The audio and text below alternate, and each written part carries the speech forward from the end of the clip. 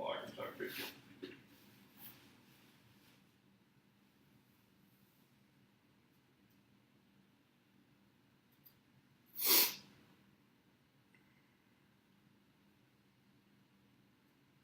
We're live. This is different.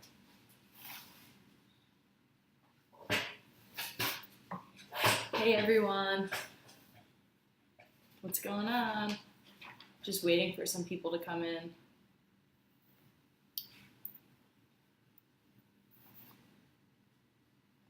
We're good? We're good to go. Started a little early to make sure that everything was good to go. No technical difficulties. Trying a new way, not using our phone this time. So you can see the comments. Yes. So we're using 2 computers this time. All right, we'll just wait until some people are on, and then we'll get started on what it's like to be a D1 athlete. All right.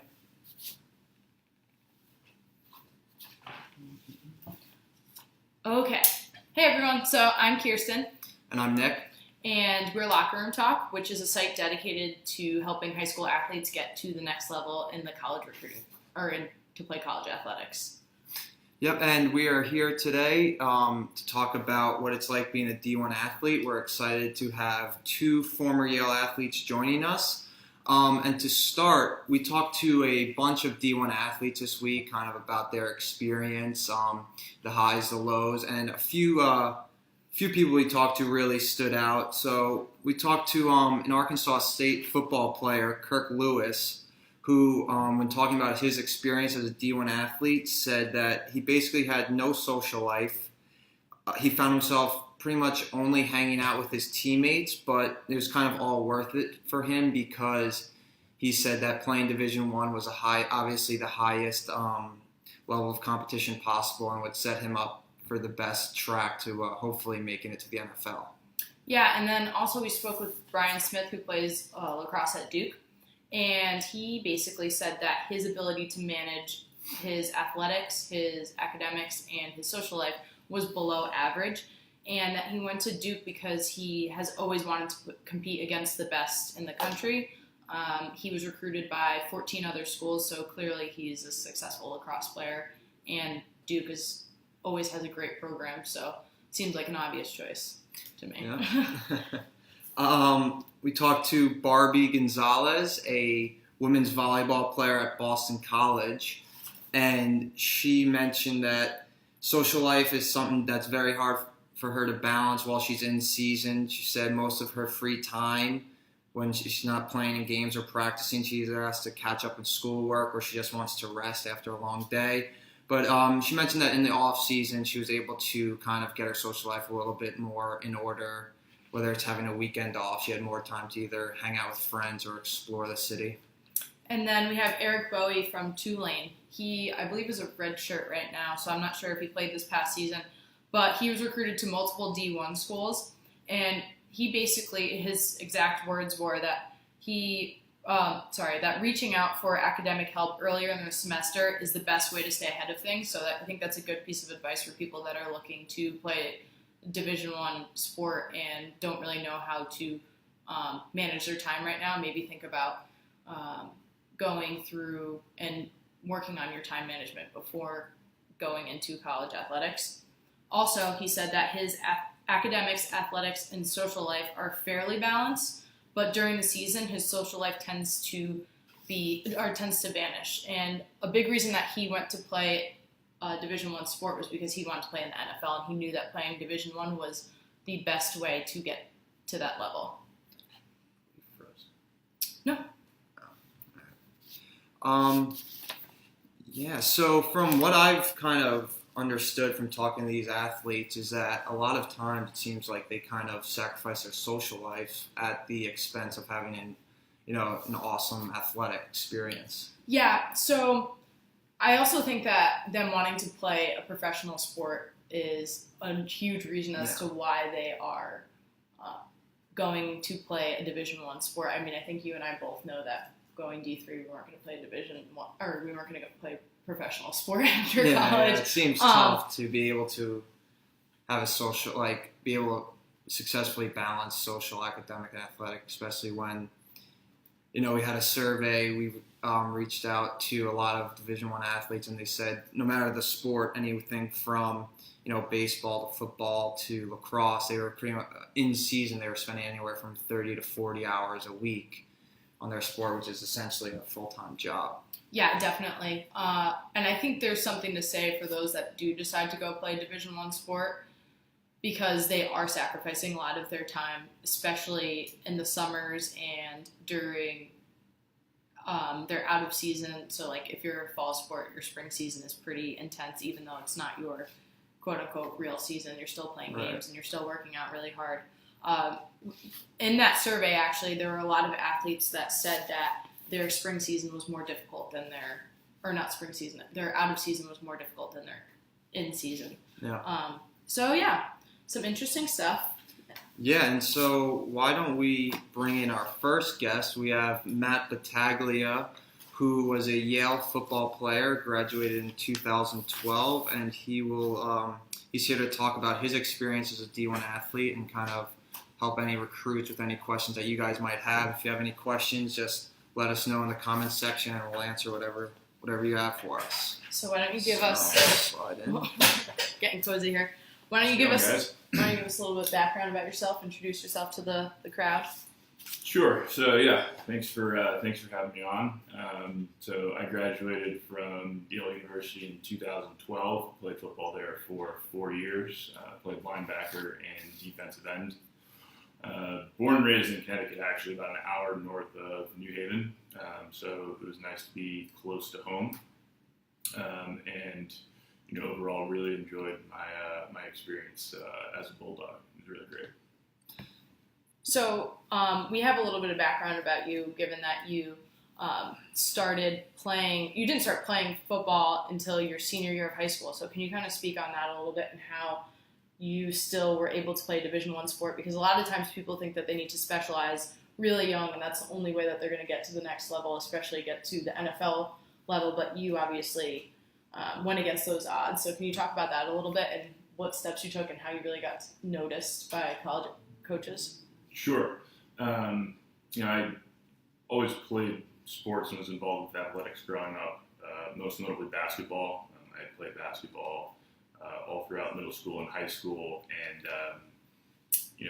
I was actually fortunate enough to have a football team at Northwest Catholic High School in West Hartford, Connecticut, that was really, really strong while I was there, and we had a number of kids go on to play at the collegiate and even the professional level. And our head coach, Mike Tyler, actually played football at Boston College, and between some of the other guys on the team who also played basketball with me, as well as Coach Tyler, they were always kind of badgering me for my freshman through junior year. You should really play football. You have a big frame.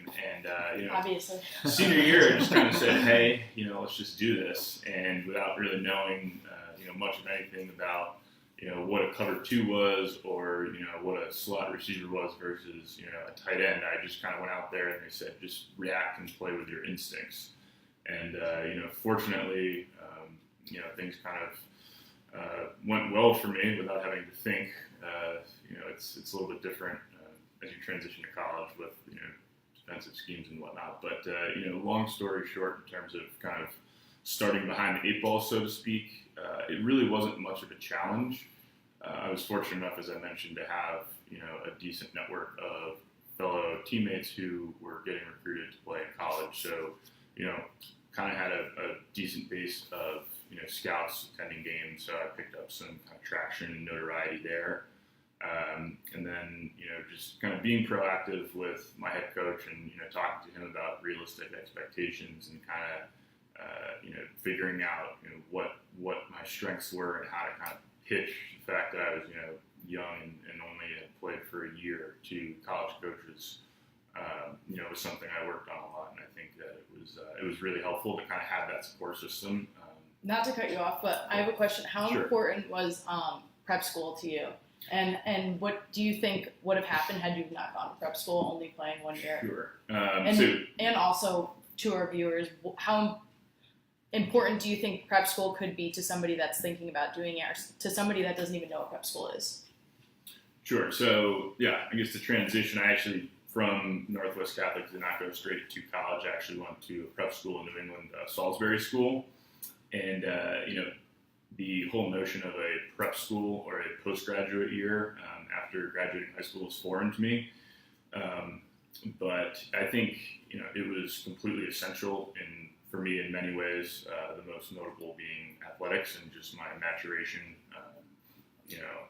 as a player and as a person. But, it's definitely huge because, no kid in your body is still growing, when you're a teenager and, to have an additional year, of growth and weight room and just, another year of football under my belt was absolutely instrumental. And, it was a similar thing for pretty much anyone else I've talked to or been to school with.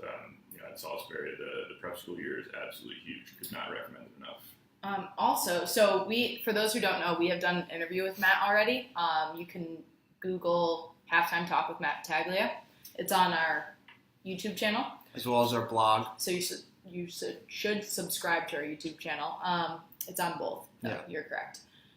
So you mentioned in the interview with us something to do with the difference between FCS and FBS and how you think going to one or the other shouldn't necessarily sway your decision.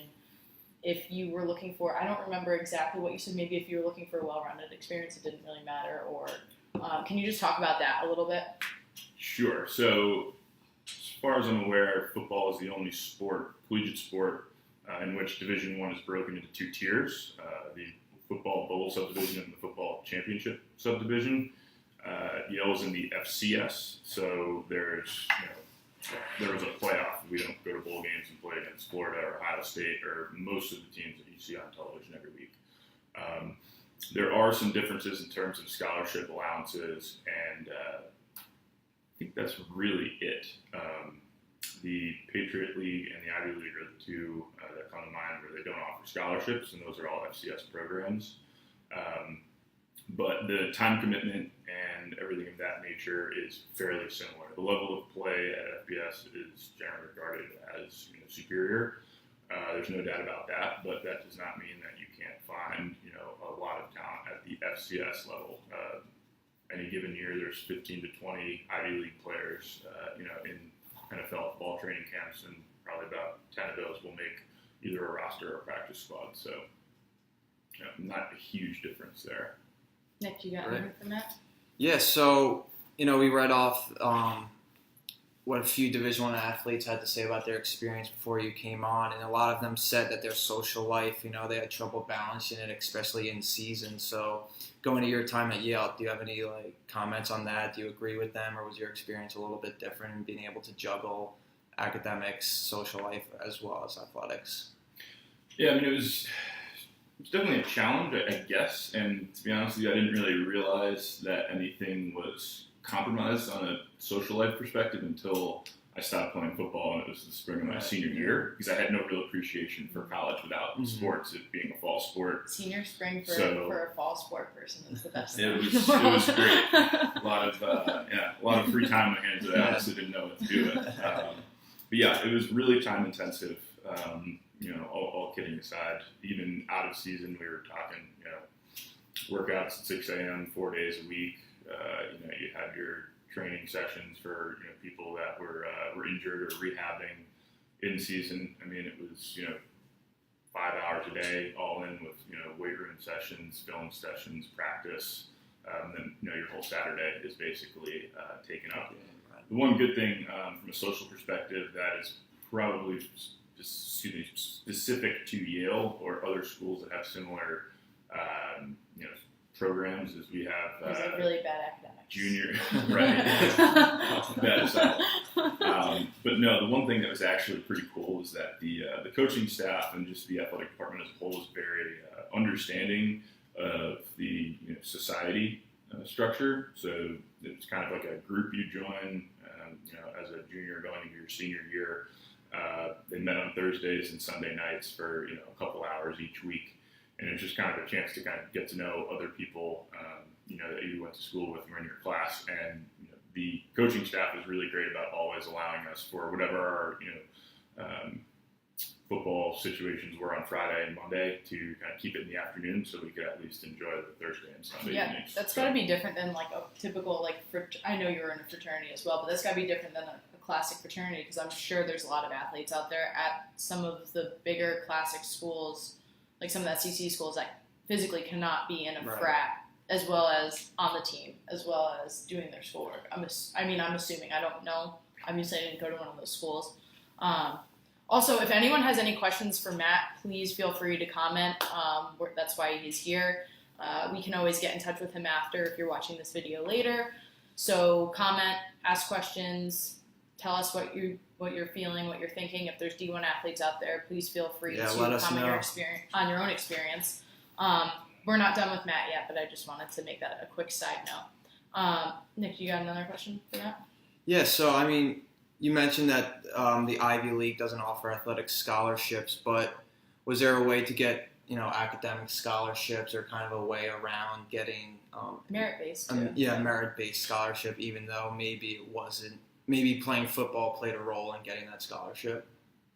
Yeah, so actually the great thing, about the Ivy League and specifically Yale, Harvard, and Princeton is that they have pretty generous endowments. And, a portion of the endowment money every year goes to kind of funding, a number of students through various forms of scholarships. You can't give an athletic scholarship full ride, so to speak, the way you can at FBS schools. It's I don't know the specific term for it, but, I think as long as your household income was under $300,000 a year, every single student, regardless of extracurricular sports, anything, was eligible for some sort of merit-based. So they have a blind viewing or something. I don't know if that's the correct term, but they have where they will view for Ivy League. They have it where they'll view your transcript and everything without looking at some certain aspect. I don't know. It's a blind viewing. I was reading about it. I didn't know if you knew anything about that. I'm not as familiar with that. The only real parameter that I knew around the kind of financial aid situations were just household income, and for the overwhelming majority of people, myself included, we were fortunate enough to receive a significant deal, of aid from the school. So it was great, and it's definitely the fact that we don't give scholarships should definitely not deter anyone from being interested or looking at that school or other schools that are similar, Ivy League, Patriot League, because more often than not, they'll find a way to make it work if you guys want it to be a mutual fit. We have two questions in from the comment section. They're both from one person. They're both from Tara. Hey there, Tara. She said, "I like that Yale shirt. Where can I get one?" That's the first question. And the second question is, was Matthew in a fraternity? So I'll let you answer both those questions. Again, guys, I have my phone for a reason. Please send in any questions, comments, concerns, anything that you want to talk about so we can ask Matt these questions. All right. Well, to answer the first question, Tara, I'd be happy to mail you a shirt. You just send me over the details, or send Keirsten or Nick over the details with your address. I'm happy to ship one. Or info@lockerroomtalk.com.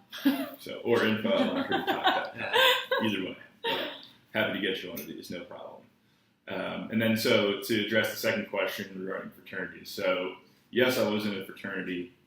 The fraternity structure at Yale, and I'm assuming at other Ivy Leagues, is a little bit different than, your classic down south frat where it's, a full-time commitment. The main purpose for me joining a fraternity, and this may not be correct or what the president of the fraternity wants to hear or the president of the university wants to hear, but you couldn't live with people in different dorms. They're called residential colleges at Yale. There are 12 of them. So a number of my friends on the football team, basketball team, and just from around campus live in different dorms. There was no way for us to live in a communal space on campus as a result of this kind of system. It's almost like Hogwarts and a sorting hat, really.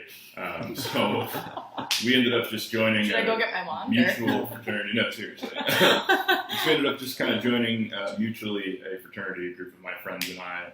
Yes, we did learn a lot about Greek culture and we were able to live together, and it was great. But the thing that was awesome about it was that, given the fact that my specific fraternity, Zeta Psi, was primarily composed of athletes, we all knew kind of what everyone's, extracurricular and athletic commitments were from a time perspective. So the Greek life wasn't overwhelming much in the same way it would be at other schools. So the question, I think, kind of was answered, but overall, were you able to handle being in a frat, being on a sport, doing all of your schoolwork, which obviously was very rigorous, as well as having a social life? I think the answer is yes, but I'm going to also say that, given experiences that friends from other schools have had, it's probably on a case-by-case basis, and it really just depends on what school you're at. And, do you think it's different? Do you think the Ivy League is specifically or generally a yes for most people, and you are obviously in that little bubble of Ivy League, and then maybe every other D1 school is a little bit more in depth, only because you guys focus so much on academics? That's entirely possible. I can't really speak intelligently for what it's like elsewhere, in terms of a blanket statement. But yeah, generally speaking, I felt that my peers from Ivy League schools were able to kind of balance out the social and athletic lives pretty well. If you had to sum up your whole Division I athletic experience in one word, what would your word be and why? Good one. I know you can take your time and think about it, Nick, and I can talk for a second. Unforgettable. Unforgettable? That's a good one.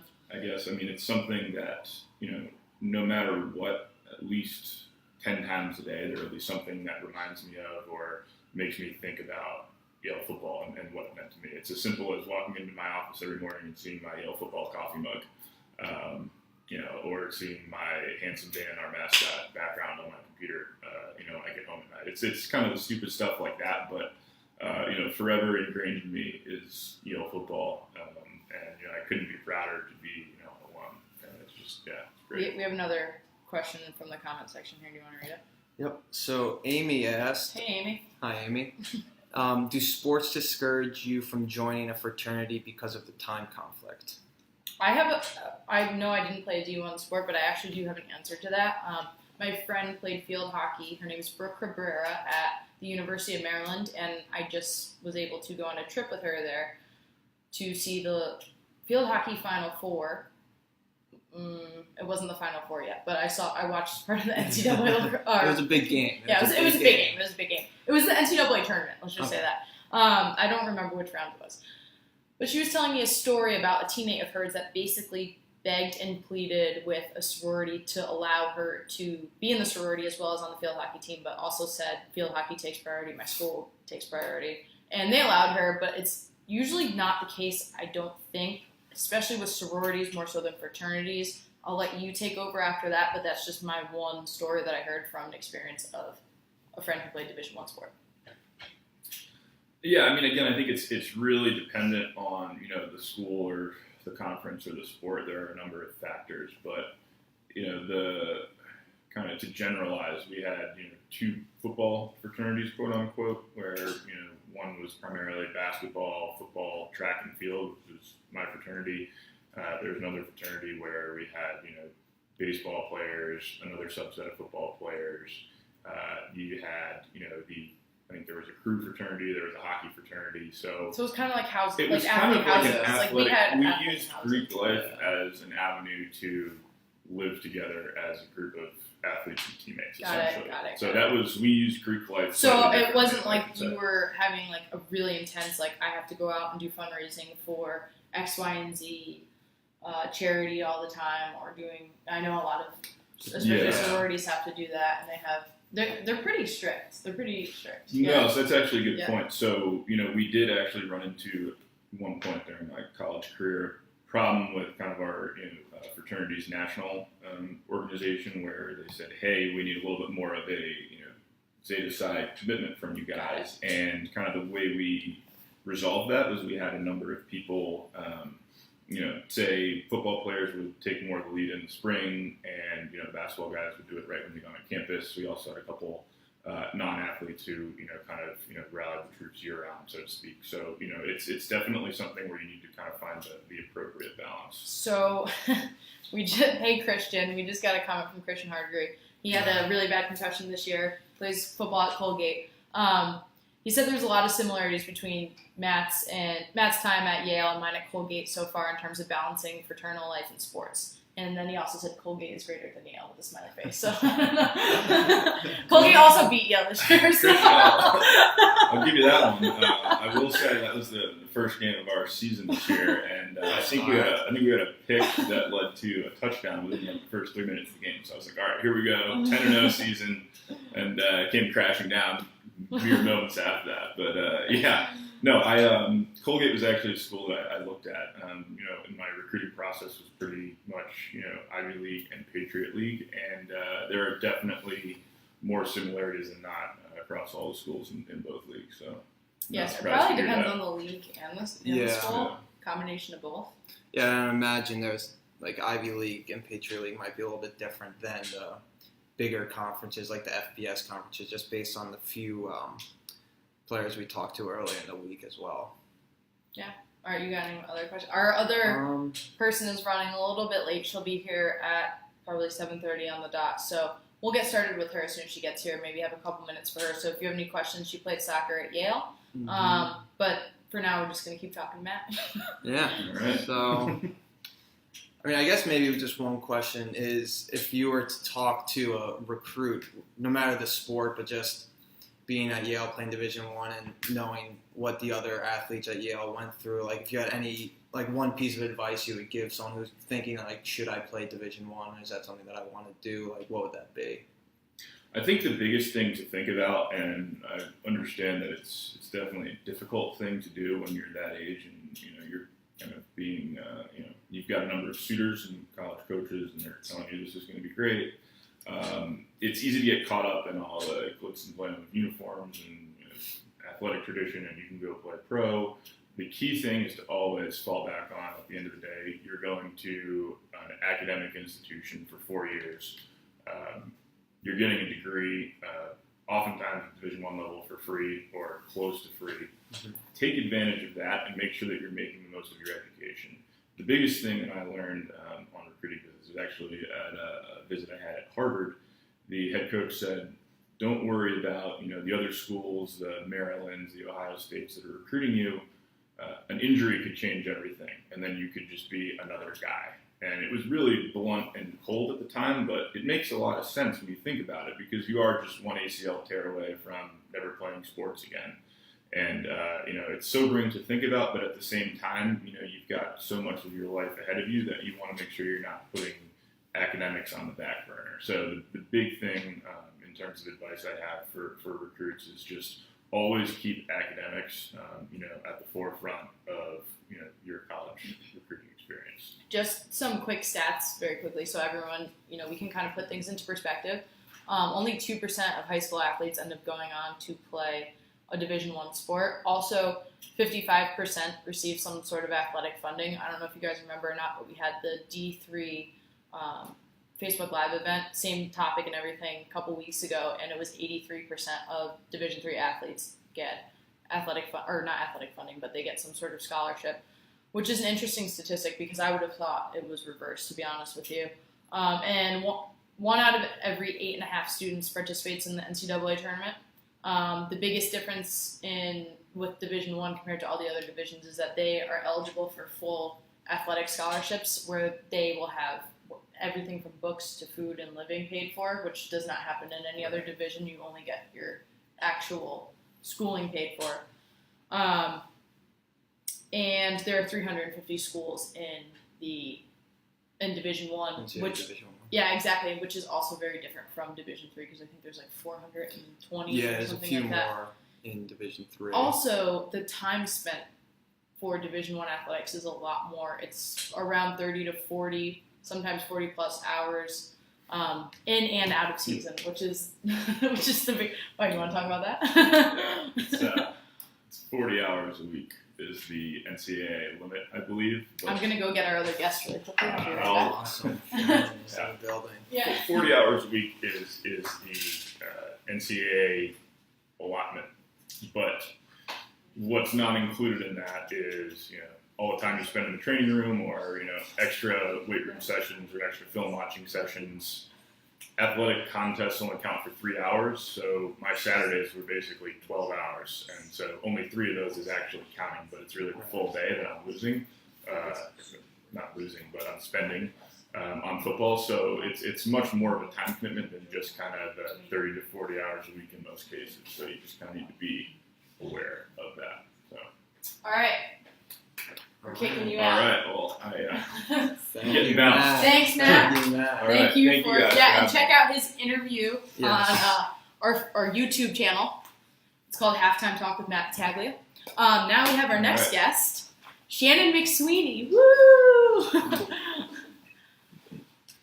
So Shannon McSweeney played soccer at Yale University, another Yaley. She started all of her games freshman year, fun fact, and she was also a captain her senior year, which Yale only allows one captain per sport, so that's a pretty big deal, correct? Right? Yes. Okay. And she graduated in 2014. So Shannon, tell us a little bit about your experience as a Division I athlete, specifically a Yale soccer player. So I would say that I definitely had a different Yale soccer experience because I came in as a freshman and I had the opportunity to start and play every single game. I played center back. In my first actual game, we beat Penn State, which was ranked at the time. It was great. And then unfortunately I got hurt my sophomore year. So that was a huge, I don't know, it just felt like an absolute really, really sad situation. But fortunately after that I was able to come back and, train with the team and get strong and everything like that, and was able to play half of my junior year and then played through my senior year. So what would advice be to anyone that gets injured? I would even say pre-college athletics, of how to get back and what they could do to get better, and just mental state, I guess, overall. I'd say the biggest thing is probably to remember why you love the game. I think for me, there were several times where I was I'm not able to, celebrate a win after the game in the locker room with my teammates, and that was so crushing. But I learned how to be happy with them, even though I wasn't part of the experience. And so, but through it all, it was the motivating factor was I want to be back out on the field. I want to have that same feeling of competition and playing in the game. Yeah. We have a question from the crowd. How has being an athlete, specifically a D1 athlete, helped you with your professional career? And the question's from John. Hi, John. Hi, John. That's a really good question. Thank you for that. So I'd say probably the biggest things I learned were from my experience as a captain. I think oftentimes as a captain, you're a liaison between the coach and you're a liaison between teammates, and you're also a representation of the school. So I think in a professional career, you're often asked to do all of those things as well. And now, even though I'm not necessarily, I'm an analyst, so about as low as I can get. So I'm not necessarily, managing other people. But there are times when in project management you're required to, work settle issues that come up between people, or just make sure that you're, good traffic control on issues. So I'd say that experience was very, very valuable. And then I think also it's, I think in every business they want competitive people. Yeah. And I am a very competitive person. Try not to be over the top about it. But I think just having that spirit helps you, get up in the morning and, really want to do your best. Yeah, I think that's true for a lot of different athletes too, because I know when I went on a couple interviews, that was the first talking point. It wasn't anything else that I had done or any mentorship. Just, oh, you're an athlete? Yeah. Oh, that's so awesome. How was your team? What did you do? How was your coach? How was everything? And it's I ended up spending half my interview talking about sports. Right. I know that didn't happen for you because you started locker room talking Yeah. about college. You talk a lot about So you got to interview yourself. Yeah. Talk to myself. Do you have any questions for Jan? Yeah, so, before you got here, we were reading some stories of some Yeah. D1 athletes we talked to, and we obviously talked to Matt.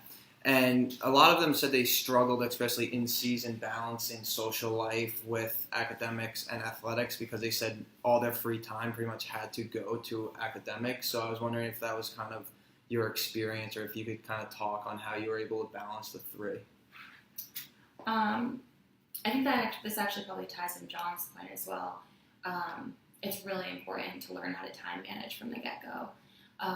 Because even now, in your professional life, you're probably going to find the same thing. There's never enough time in the day to do all the things that you want to do. But it's important to plan as best as you possibly can. You know, it sounds a little bit crazy, but like schedule in your friend time, schedule in your like work time.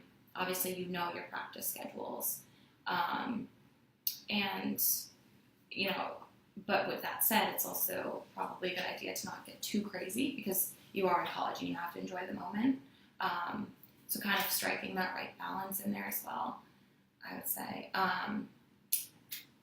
Another question that we got, which I thought was interesting from Amy, was, do sports discourage you being in a fraternity or sorority when you're an athlete? And Matt shared his story about being in a fraternity, obviously, and I shared a story about a friend who played field hockey at Maryland who basically had to beg her way into being in a sorority, but told them that field hockey and academics had to come first. Do you have any experience with that, or did you want to be in a sorority, or do you have any friends that wanted to do both and couldn't, or have any insight on that whatsoever, or no?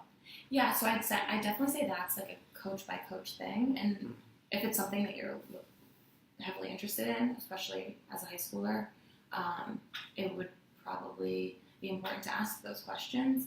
I know for me personally, our coach was happy for us to do that. In fact, he definitely encouraged us being part of society. You know, I think that he understood the importance of winning, but he also understood the importance of building up. Society isn't like normal society, it's a Yale club. Society. Sorry. Kind of explained it earlier, but I just wanted to Okay, yeah, I'm sorry. Sorry for the lingo there. But yeah, anyway, so our coach definitely encouraged, you know, extracurriculars. Being involved in the community. That's good, because that doesn't happen a lot. A couple of the quotes that we read from some of the football players, they basically said, like, I can't even wake up or do anything because I'm waking up, going to football, sleeping. They didn't have nothing. So it's definitely an interesting perspective from Ivy League players because I feel like they have more of a well-rounded life in the sense that D3 athletes do. Yeah. Probably a little bit football more. is different too. Yeah, football is also different. Yeah. We watched film for an hour. But we weren't in there 3 times a day. It really depends on your sport. Yeah, I'm sure there's we watch film like twice a week. Yeah, right, exactly. So. All right, if there's any last minute questions, we got to go, Shannon. Let us know. Filter them in now. But besides that, I think we're gonna wrap it up. Thanks for joining us. Thanks, Matt. Matt's having us over there. So again, if you have any last questions, feel free to shoot them in the comment section. Even if it's after the event is over, no big deal. We'll still get back to you. We can always get in touch with Shannon or Matt if you have specific questions for them, so they can answer those for you. I'll let you. Yeah. So make sure to check out our next Facebook Live event Monday, December 12th, where we're going to be talking about scholarship packages, the different kinds of scholarships you could get, and good ways to compare them. And last but of course not least, make sure you go to our website, lockerroomtalk.com, and rate your coach. Rate your coach. Rate your coach. Follow all our social media accounts. Rate your coach. Sign up for the website. And rate your coach. All right. All right. Thanks for joining, everyone. everybody.